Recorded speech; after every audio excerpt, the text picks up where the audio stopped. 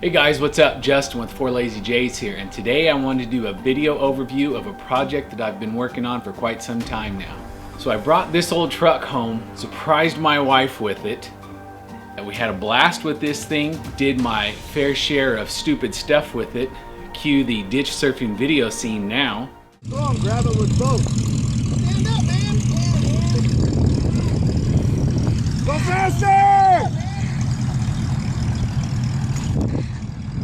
You gotta go faster!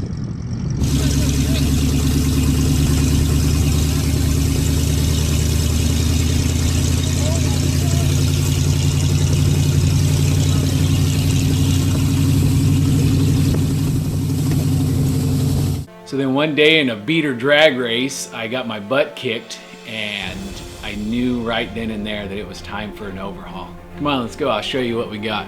Well, here it is, guys, my old flatbed. Named him Poncho. One night I looked at a side view of him and it just looked to me like he was wearing a sombrero.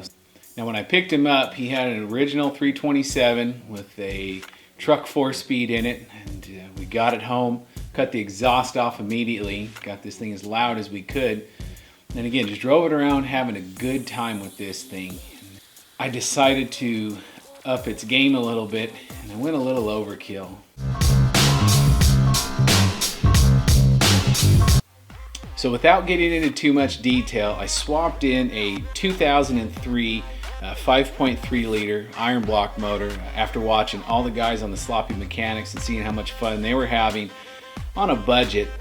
Bought a used turbo off of a guy, a lot of used part, used cam. It fought me all along the way.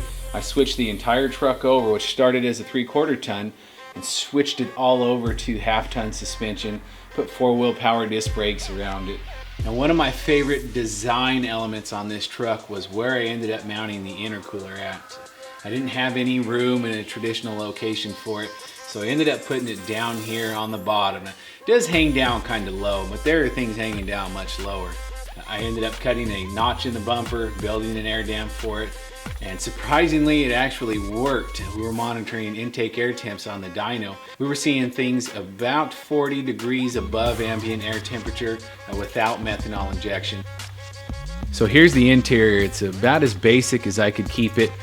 Cheap tack, a few simple gauges. I do use the shadow dash on my phone to monitor a few other things, or I'll run with the laptop in there sometimes. It's a Kilduff machine shifter, factory bench seat. Over in the glove box is all the electronics, and we'll check that out right now.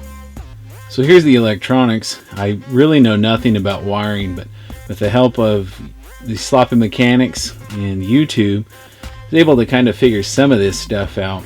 It's running on a micro squirt I got from EFI Source. It's a AEM progressive meth controller, a CO2 2-stage boost controller, which is way overkill for this thing. That other box up in the right is for my wideband. The one you see to the left was for an idle air control motor. I'm still kind of messing with it. I haven't quite gotten it figured out. So this past Super Bowl, I decided to take this truck to town to go pick up a pizza for the family. When I came back, I decided to stop in front of my father-in-law's house and do a hefty little burnout for him, as he does in front of mine all the time. And shortly thereafter, it developed a ticking sound.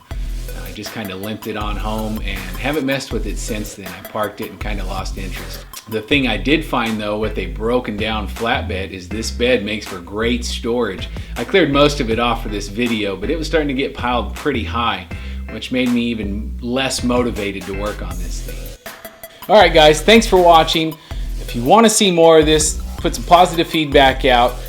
We get enough likes, we'll get this thing running, we'll do some burnouts, just have some fun with it on this channel. Thanks again.